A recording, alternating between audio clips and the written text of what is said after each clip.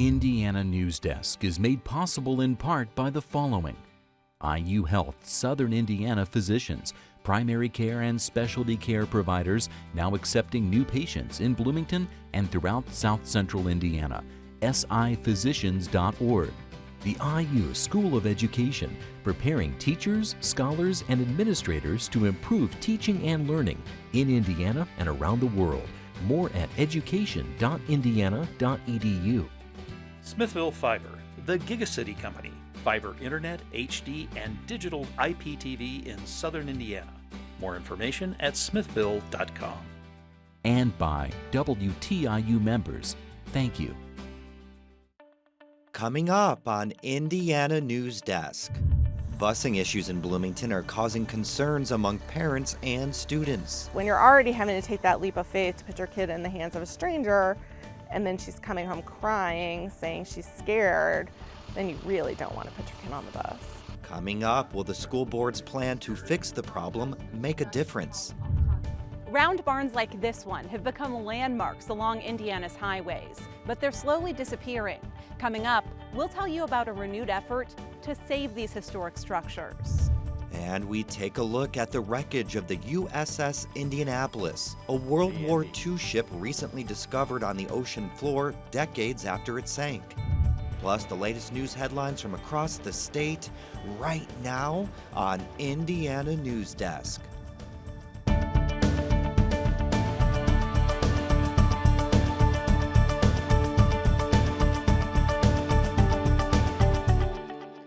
Welcome to Indiana Newsdesk. I'm Joe Wren. Well, the city of Terre Haute has some tough decisions to make as it prepares for a budget hearing next month. The city's financial problems date back years, and the state wants Terre Haute to reduce its spending by nearly $8 million. And local leaders can't seem to agree on the best path forward.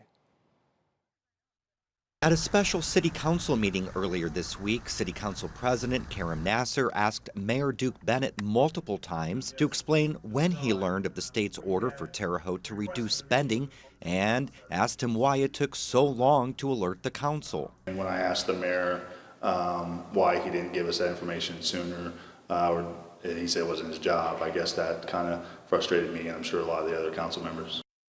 Bennett says he received the order in February and waited until the city had a plan to eliminate the deficit before alerting the council. If we would have given him the plan, or had given him the notice without the plan, I'm sure I would have been criticized for that. So we wanted to make sure we got the plan done. Council member Earl Elliott says the city is planning to redirect funds from departments with surpluses in their budgets to areas currently experiencing a deficit. He says the transfers would be a one-time event and would not delay current projects or hinder the areas currently operating at a surplus. A county-wide public safety tax could help fill some gaps, but it's still under consideration. A recently released audit for 2015 also questions Terre Haute's financial stability.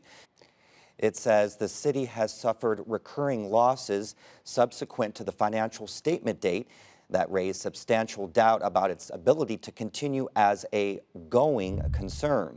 So here to help us understand is Indiana University professor Marc Levin, who comes from a long career in city management. Thank you so much for being here. Thank you for inviting me. So let's address that term, going concern. What does that mean? That's auditor speak for we have some real doubts as to whether or not you can continue to operate because the path you're on is not sustainable. Is this common? Do we see the state coming in like this to cities and issuing statements like this? It's not unique. It takes a while to get to this point, but some cities across the country are facing these problems. We've seen emergency management declarations in states across the country, emergency managers coming in and being designated by the state to take over in other states. So no, this is not unique. So we just heard Mayor Duke Bennett point to changes that the city has made. Now the audit is from 2015. I know you can't specifically talk about Terre Haute, but in general, what do cities face when dealing with a fiscal deficit? So it's kind of like, now what? Well, there's only two ways you can deal with a deficit. You can either increase revenue or you can decrease expenditures. Revenue is typically taxes. In Indiana, it's primarily property tax. Property tax revenues are a product of a simple formula: tax base times tax rate. Mayors try very hard to increase the tax base by attracting development. They'd like to raise the tax rate. That's typically a political process that many elected officials and many residents oppose. We also have a state constitutional provision that limits how much people can be taxed. So even if the local government raises the rate, that may not result in as much increased revenue. And nowadays, trying to increase the tax base typically means giving tax incentives. Yeah. The other way to go is reduce expenditures, which means laying off people and reducing services. Not a very popular thing to do. Not something that they want to do. Well, we're going to have to leave it there. Thank you very much. I'm sure more to come on this. The Monroe County Community School Corporation is trying to remedy a long-standing shortage of bus drivers in the district. The school board made the controversial decision earlier this year to outsource some of its routes to private company Auxilio, hoping that it would solve the shortage problem. But it hasn't been the magic bullet everyone hoped for. It's nearly a month into the school year and parents are still complaining about busing problems. Auxilio has 3 weeks to fix problems with its routes, but as Barbara Brozier reports, many parents want a more immediate solution. Every morning, Deborah Atlas walks her daughter to the corner of their street to catch the bus. It's part of their daily routine, but it feels different this year. My problem really became that my daughter became terrified of riding the bus. She went from a kid last year who never wanted me to pick her up, who never wanted me to drive her to school, to a kid that was crying every day about having to go on the bus. Her daughter's bus route is one of 42 the Monroe County Community School Corporation outsourced to a Michigan-based company called Auxilio. But on the first day of school, Auxilio only provided enough drivers for 18 of those routes, forcing some drivers to double up. That meant many kids got picked up and dropped off late. They need to get out of the contract. I do not trust this company at all. We will no longer accept that we are powerless. Several parents made the same request during a school board meeting this week. MCCSC did notify Auxilio it's in breach of its contract, but parents say that's not enough. We demand the changes in pay, in staffing, and in MCCSC structure that will resolve the problems we face. Superintendent Judy DeMuth apologized for what she says were unacceptable issues with bus-related software and communication the first 2 weeks of school. I apologize for the stress we caused all of our parents. The board approved pay increases for bus drivers at the meeting as part of its strategy to attract more qualified drivers and rely less on private contractors in the future. That increase goes into effect the first week of September. The corporation also plans to add 13 buses to its fleet in the coming months at a cost of no more than $1.4 million. But some Auxilio drivers say the blame for the district's busing woes is unfairly being placed on them. The private contractor only handles about 1/3 of MCCSC's routes. Yep, they get home late some days, and not every day. If y'all had a radio and you could hear, you'd know every day. They're not our buses that's late every day. Atlas says she feels for the drivers, but the issues need to be fixed immediately. What that looks like is the big question. My fear right now is there aren't really any good solutions. For Indiana Newsdesk, I'm Barbara Brozier.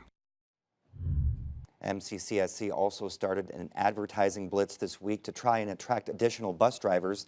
The contract with Auxilio lasts through the 2020 to 2021 school year. The district won't say whether it will stop outsourcing some of its bus services in the future if it's able to hire enough drivers on its own. Now for headlines, Barbara Brozier joins us with the latest on this week's top stories. Thanks, Joe. 8th District Congressman Larry Bucshon drew mixed reactions last night when he met with constituents at a Terre Haute elementary school. Some of the questions for Bucshon included immigration, health care, and tax reform, but the topic that caused the most commotion was Planned Parenthood and access to abortions. Okay, Planned Parenthood gets Medicaid dollars and Title X money. Title X money is for family planning services, okay? If you want to continue to do that, quit doing abortions. That's my position. Several people held up Planned Parenthood cards in the air in support of the organization. They're not out there promoting or, providing them just to anybody. It's not easy to find out the information. Bouchon says when he goes back to Washington, he'll consider the feedback from constituents as lawmakers continue the health care discussion. Voter advocacy groups are challenging a state law that allows counties to purge inactive voters from their rolls. The suit alleges Indiana's new method to cross-check names on voter rolls is discriminatory and violates federal law.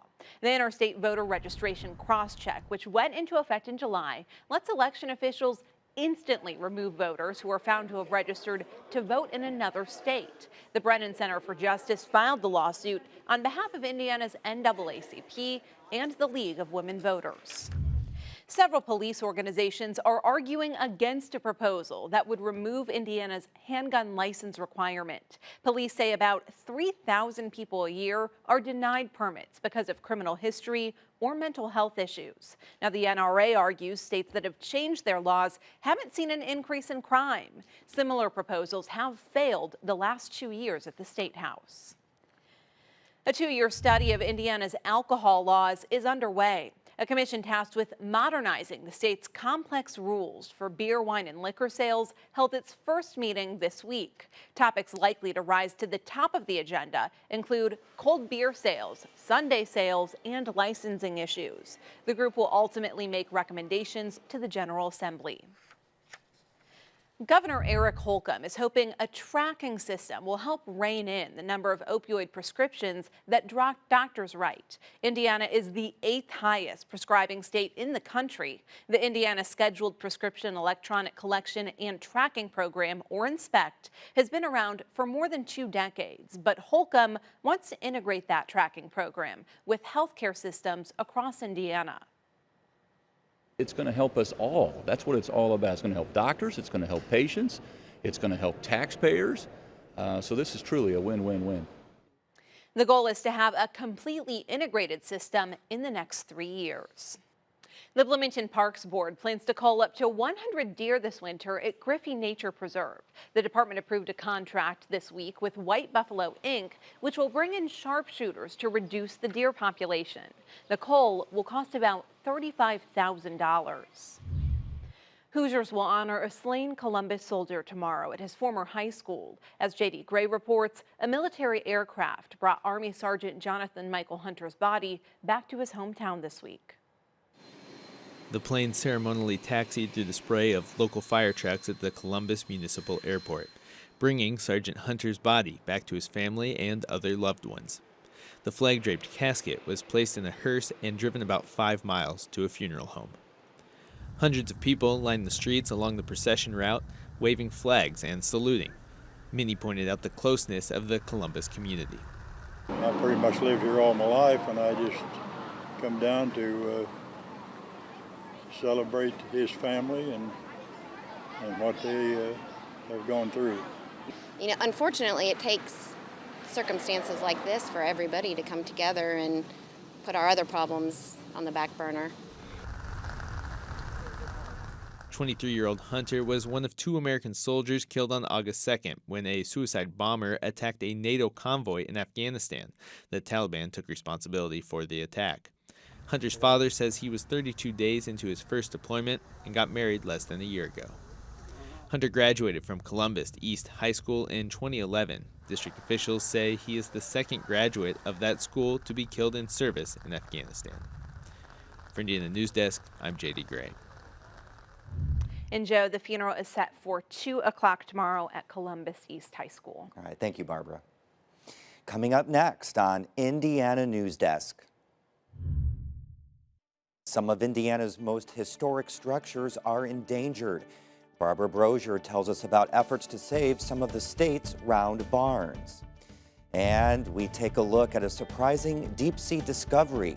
The World War II era USS Indianapolis has been located, and we'll show you the wreckage. These stories and more right here on Indiana Newsdesk.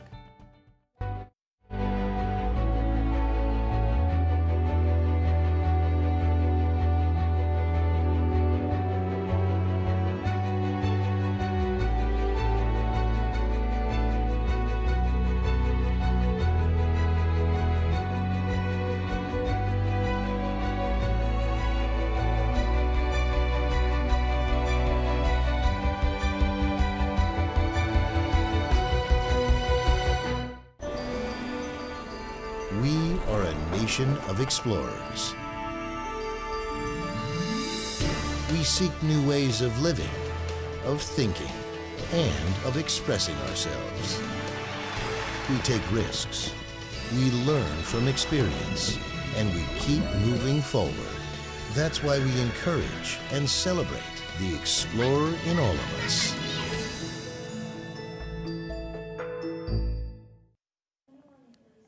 Welcome back to Indiana Newsdesk. Democratic Senator Joe Donnelly is trying to drum up support for his re-election campaign with the statewide RV tour. Joining us to discuss the race for Senate and the competition surrounding other seats that are up for grabs in next year's election is State House reporter Brandon Smith. So Brandon, what has Donnelly been focusing on during his tour? Well, Joe, he's largely been focused on the same issues he's focused on during his time in the Senate. So that's notably veterans issues, workforce development, outsourcing, and the opioid epidemic. He's also tried to continue to frame himself as a moderate, bipartisan lawmaker who's willing to work with both sides of the aisle and doesn't lean too far in any one direction. Now, quite a few Republicans are showing interest in the senator's seat. What are we hearing from the Republican candidates? Well, we're largely hearing the same message from each of them. First, that Joe Donnelly sides with far left members of the Senate. He really isn't as bipartisan or moderate as he claims to be, and therefore doesn't really represent Hoosiers. Secondly, the major GOP candidates have tried as much as possible to tie themselves to Donald Trump, framing themselves as the best choice to advance the Trump-Pence agenda. And then they've also each tried to paint themselves as sort of outsiders who are going to bring down the establishment or the elite in Washington, D.C. So how competitive do you think the Senate race will be? One of the most competitive in the country. Several groups have rated it as one of the most likely seats to flip from one party to another, meaning that Republicans and Democrats will both be spending a lot of time, attention, and notably money in this state. In 2016, we saw outside groups spend more than $40 million on Indiana's Senate race. In 2018, that number could go up. Representative Messer and Representative Rokita are running for Senate. What's going to happen with their seats in the House? Well, it creates potentially significant GOP primary battles in both those seats because they're both expected to remain in Republican hands. In Messer's seat, we've had state lawmakers and Vice President Mike Pence's brother Greg who've expressed interest in running. In Rokita's seat, it's been a little quieter so far, but that race is expected to heat up relatively soon. All right. Thank you very much, Brandon. Thank you, Joe.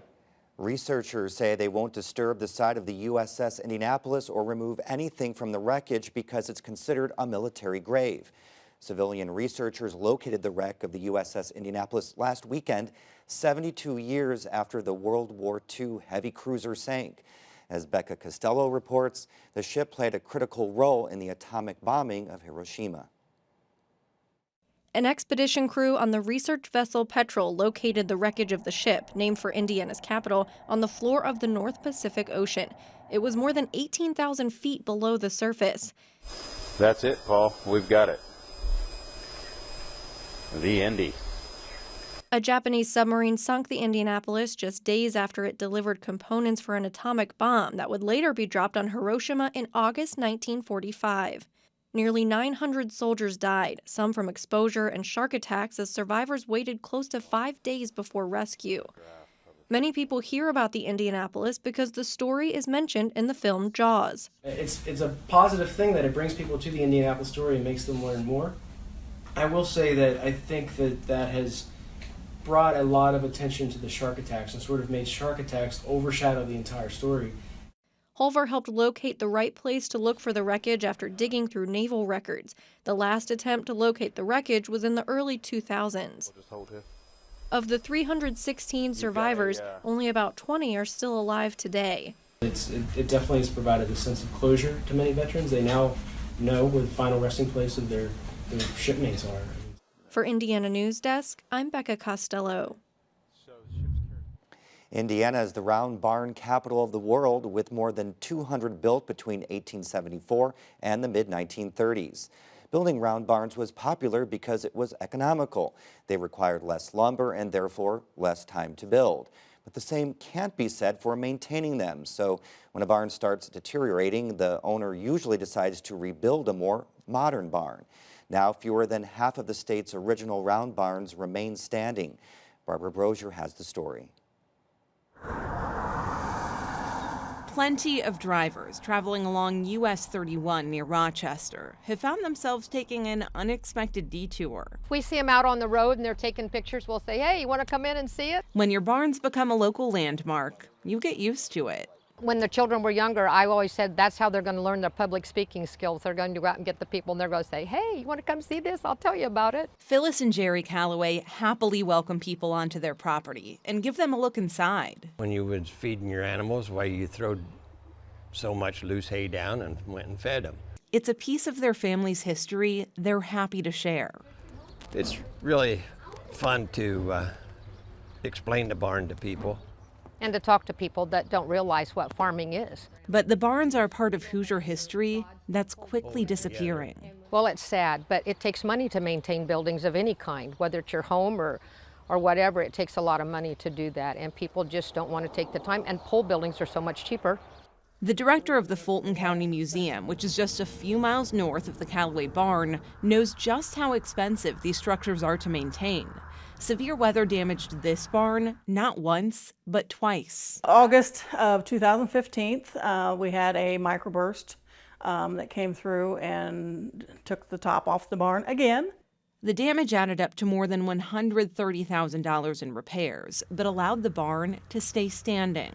It's one of less than 100 remaining in the state. In their heyday, round barns were seen as innovative structures that made farming more efficient. Many of these barns had a silo in the center. Not all of them, but many of them had a silo at the center. So you had a central feeding operation. And then around that, you had the stanchions where the animals would be gathered. And then you had manure removal systems. So everything required a much shorter distance for the farmer to travel. Everything was centralized. Marsh Davis is the president of Indiana Landmarks, which put round barns on its 10 most endangered list this year.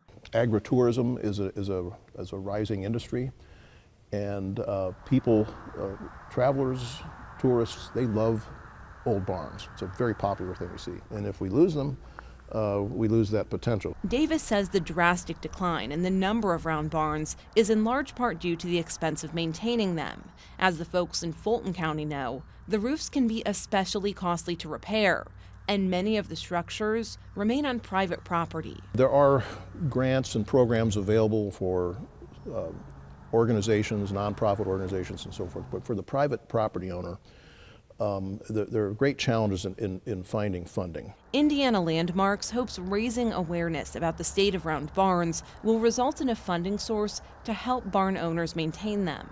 Davis says they're an important part of the state's history. Probably no structure better than these round barns depicts that great era in American agriculture. That barn's been through a lot. It's withstood a lot. Yes, it has. Back on the Calloway farm, there are so many memories inside this round barn. It has its own history book of sorts. Number one on the list, Happy Workers 4-H Club, having the meetings in the basement of the Calloway house and the mini 4-H Club upstairs at the table. The pages are filled with memories and milestones, and Phyllis and Jerry hope the barn's around long enough to warrant a new chapter with a new generation. It's history.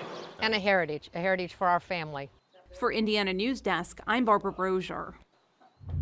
Now, fun fact about the Calloway barn, the animals you see on its roof represent the animals they raise there on the farm. And it's been 1 year since a tornado devastated parts of Kokomo. Most of the damage has been repaired, but some of the aftermath remains today. Kokomo Mayor Greg Goodnight was in Indianapolis a year ago speaking to a group of mayors. I spoke on climate change about the tornado that came through our city in November of 2013. As Goodnight was traveling back to Kokomo, he received word from his staff the city was hit by what would be the 9th tornado this decade. WFIU reporter Barbara Brosier was there in time to watch the twister pass over US 31. There's some fast-moving clouds ahead of us. A lot more people have pulled over as a result with their hazards on. An EF3 tornado with 165-mile-per-hour winds touched down, leveling a Starbucks and damaging more than 100 homes. Today, the Starbucks is close to reopening, and towering among the rebuilt homes, rigid, battered trees, a stark reminder of a year ago. It's, having gone through it now twice, it is, I don't wish this upon my worst enemy. Goodnight says there are people still in different stages of rebuilding, and the city just reopened Country Club Hills Park. That's the end of this program, but our work continues online as we cover the news throughout the week at WTIU-News.org. Have a great weekend. Indiana Newsdesk is made possible in part by the following: IU Health Southern Indiana physicians, primary care and specialty care providers now accepting new patients in Bloomington and throughout South Central Indiana. siphysicians.org. The IU School of Education, preparing teachers, scholars, and administrators to improve teaching and learning in Indiana and around the world. More at education.indiana.edu. Smithville Fiber, the Gigacity Company. Fiber Internet, HD, and digital IPTV in Southern Indiana. More information at smithville.com. And by WTIU members, thank you.